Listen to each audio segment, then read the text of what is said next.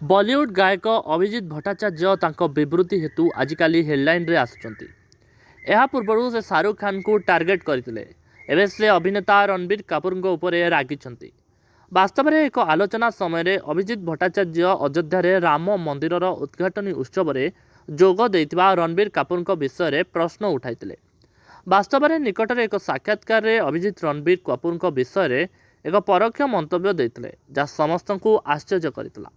ସେ କହିଥିଲେ, ଯେତେବେଳେ ରାମ ମନ୍ଦିର ଉଦ୍ଘାଟନ ହେଲା, ଗୋମାଂସ ଖାଉଥିବା ବ୍ୟକ୍ତିଙ୍କୁ ନିମନ୍ତ୍ରଣ କରାଯାଇଥିଲା। ଅଭିଜିତଙ୍କ ଏହି ମନ୍ତବ୍ୟ ପୁଣି ଥରେ ବିବାଦ ସୃଷ୍ଟି କରିଛି। ସୂଚନା ଥାଉ କି ଯେ ଅଯୋଧ୍ୟାରେ ରାମ ମନ୍ଦିର ପ୍ରାଣ ପ୍ରତିଷ୍ଠା କାର୍ଯ୍ୟକ୍ରମରେ ଅମିତାଭ ବଚ୍ଚନ, କ୍ୟାଟ୍ରିନା କୈଫ୍, ବିକି କୌଶଲ, ରଣବୀର କପୁର, ଆଲିଆ ଭଟ୍ଟ ଏବଂ ଆୟୁଷ୍ମାନ ଖୁରାନାଙ୍କ ସମେତ ଅନେକ ବଲିଉଡ ସେଲିବ୍ରିଟିମାନେ ଭାଗ ନେଇଥିଲେ। 2011 ମସିହାରେ ରଣବୀର କପୁର ଏକ ଟେଲିଭିଜନ ସାକ୍ଷାତକାରରେ ଗୋମାଂସ ଖାଇବା ବିଷୟରେ ଏକ ବିବୃତ୍ତି ଦେଇଥିଲେ, ଯାହା ସୋସିଆଲ ମିଡିଆରେ ଭାଇରାଲ ହୋଇଥିଲା। 2022 ମସିହାରେ ତାଙ୍କ ଚଳଚ୍ଚିତ୍ର ବ୍ରହ୍ମାସ୍ତ୍ରର ପ୍ରମୋସନାଲ ଅଭିଯାନ ସମୟରେ ସେ ପୁନର୍ବାର ଏପରି ବିବୃତ୍ତି ଦେଇଥିଲେ, ଯାହା ସମସ୍ତଙ୍କୁ ଆଶ୍ଚର୍ଯ୍ୟ କରିଥିଲେ।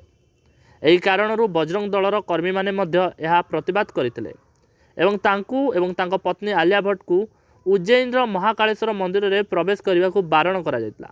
ଅଭିଜିତ ଭଟ୍ଟାଚାର୍ଯ୍ୟ ରଣବୀର କପୁରଙ୍କ ଫିଲ୍ମ ବେସରମକୁ ଏକ ସୁପର ଫ୍ଲପ୍ ବୋଲି ମଧ୍ୟ କହିଛନ୍ତି। ସୂଚନା ଥାଉ କି ଯେ ଅଭିଜିତ ଏହି ଚଳଚ୍ଚିତ୍ର ପାଇଁ ଶ୍ରେୟା ଘୋଷାଲଙ୍କ ସହ ଦିଲ୍ କା ଜୋ ହାଲ ଗୀତ ମଧ୍ୟ ଗାଇଥିଲେ।